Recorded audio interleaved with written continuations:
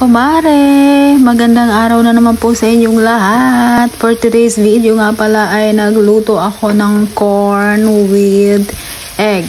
Ayan, ginisa-gisa ko lang yung corn, tapos nilagyan ko ng pampalasa, syempre yung dahon ng sibuyas, tapos ayan, tinitikman ko siya dyan kasi gusto ko medyo matamis at nag-aagaw yung alat.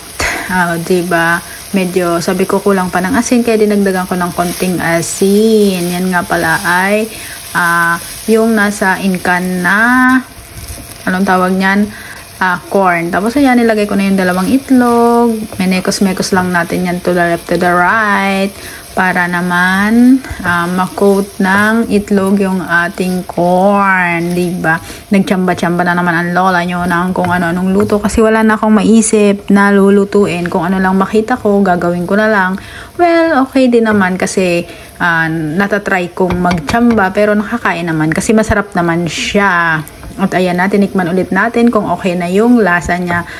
Tapos sabi ko medyo gusto ko maluto yung egg ng bongacious. Kaya hindi ko pa pinatay ang apoy at aking menekos pa dyan sa kawali. At ayan na nga. O diba, medyo okay na yung egg. Lutong-luto na yan. Kaya sabi ko okay na yan. Pinatay ko na yung apoy. Tapos dinagdagan ko ng konting mantika para medyo oily siya. Hindi siya mukhang tigang, di ba? Katulad natin, joke lang. Well, ayan, for today's video natin. Thank you po sa mga nanonood, Well, nagmamadali na naman tayo mag-voice over kasi may gagawin pa ako, o di ba? At inano ko lang yan, siningit. Di ba? Tapos na, at ayan na ang aking mga niluto. Kalabasa nga pala yan. Tapos yan.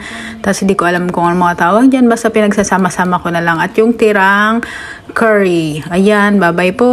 Thank you sa mga nanonood. God bless and ingat.